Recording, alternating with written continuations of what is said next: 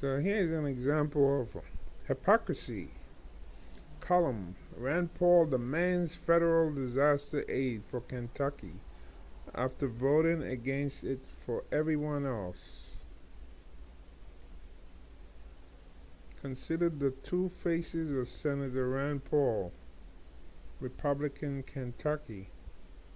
First, the Rand Paul of December 11 writing to President Biden after a string of tornadoes devastated his home state, killing at least 64 and leveling whole communities. The governor of the Commonwealth has requested federal assistance this morning, and certainly further requests will be coming as the situation is assessed. I fully support those requests and ask that you move expeditiously. Right? That's a fancy word to mean quickly. To approve the appropriate resources for our state. People here will say they have great compassion and they want to help the people of Puerto Rico, the people of Texas, the people of Florida. But notice, they have great compassion with someone else's money. That's Senator Rand Paul, 2017. Second, the Rand Paul, October 24, 2017, on the Senate floor, opposing a $36.5 billion disaster aid bill to help residents of Texas, Louisiana, Florida, and Puerto Rico after hurricanes Harvey, Irma, and Maria, as well as victims of wildfires in California. Right? People here will say they have great compassion and they want to help the people of Puerto Rico, the people of Texas, the people of Florida, but notice, they have great compassion with someone else's money. Ask them what they are doing to help their fellow man. One almost feels guilty pointing out the hypocrisy of people like Paul, because it's just so easy. A cursory glance at his record indicates that he has consistently opposed federal disaster relief measures. The received wisdom is that he has voted against every one for the last 10 years. It's hard to confirm that precisely, but examples of his speaking against most of them are easy to find. See? So let's go here. See. On disaster aid, Paul voted against a 2013 bill to aid victims of Hurricane Sandy, which affected people up in New York, where I am, New Jersey, for example, and early this year blocked accelerated passage of the Gulf Coast. Gulf Coast is down there by Texas, Florida. A measure to aid victims of the storms in Louisiana is still pending. In all those cases, Paul has couched his opposition as protest against the funding for those bills, specifically the borrowing to pay for them. He's argued that they should all be funded by taking money from other causes, specifically from foreign aid, about which he's strongly critical. One would like to admire Paul for consistency at least, except that he's been selective about his anti-spending position. He voted in favor of the 2017 tax cuts, one of the largest budget-busting measures in recent history. See, bust the federal spending. Create a huge deficit. I'm thinking about 25% of the federal,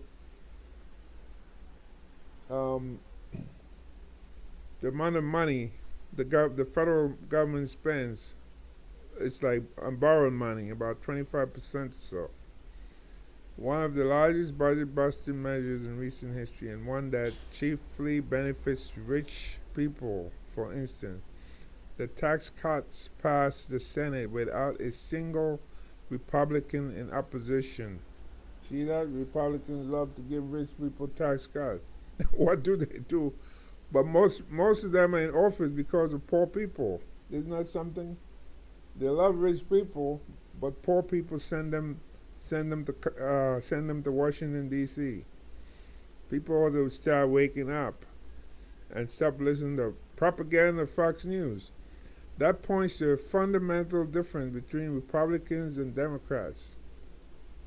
And see, they didn't get a single Democrat in favor of the tax cut.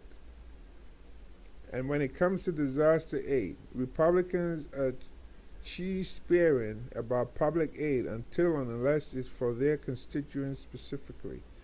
Democrats tend to see the issue broadly, favoring these programs regardless of geography. That's right.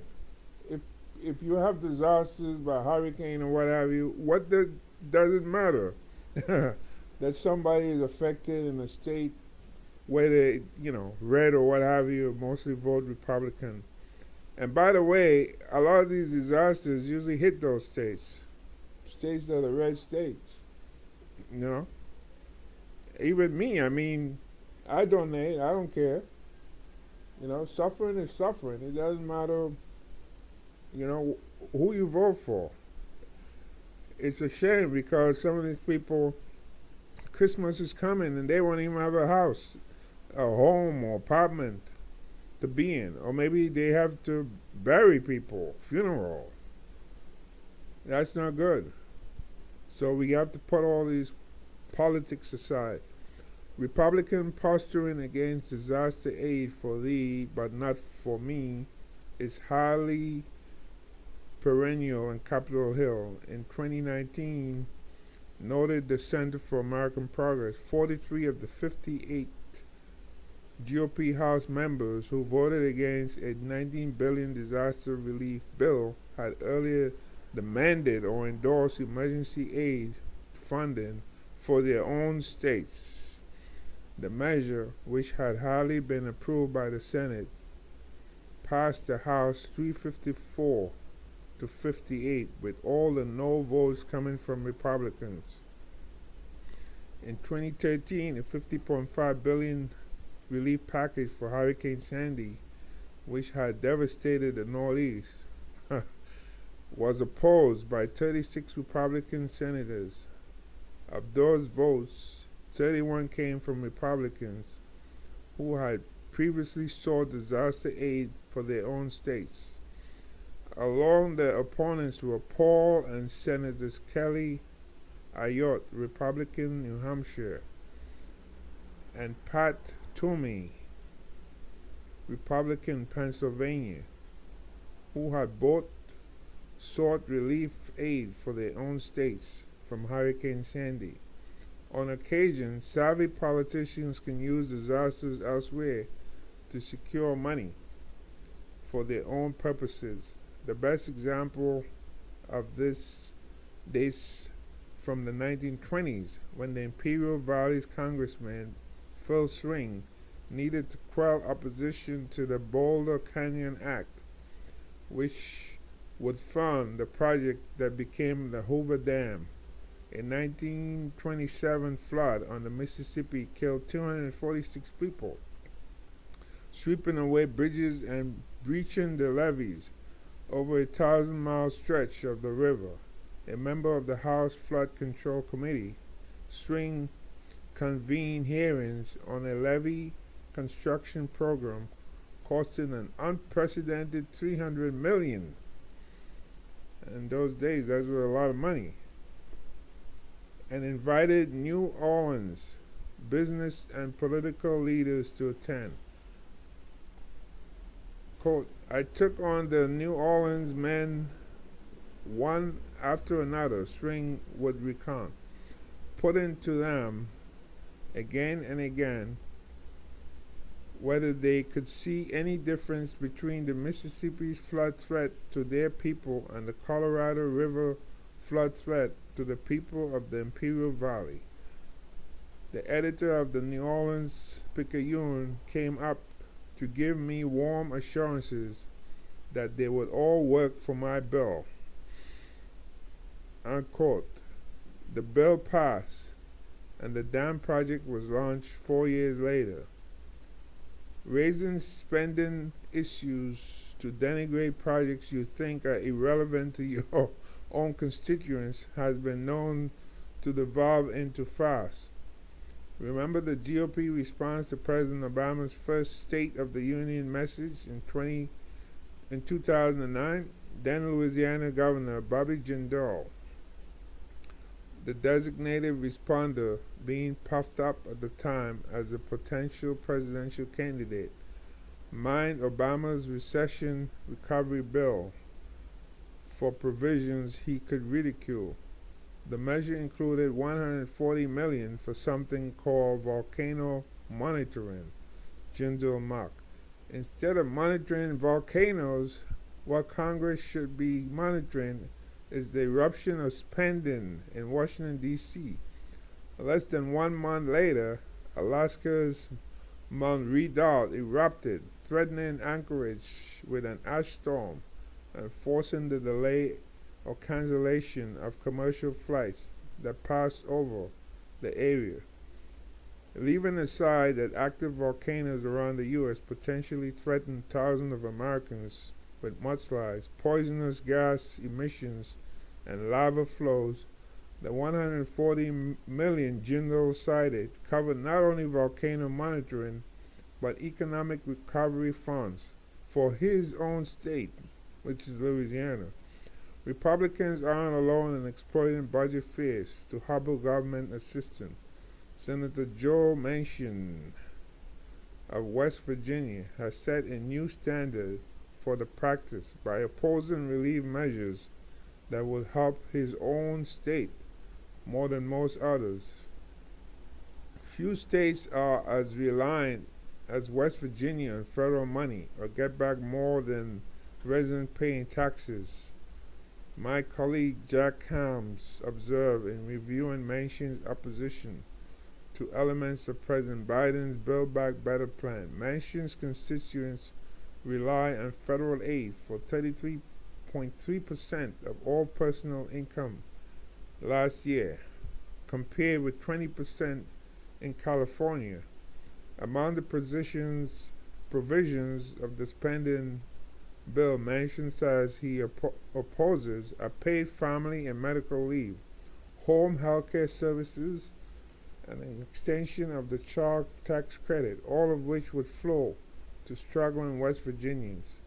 Congressional critics of government spending aren't above taking credit for it when it serves their constituents.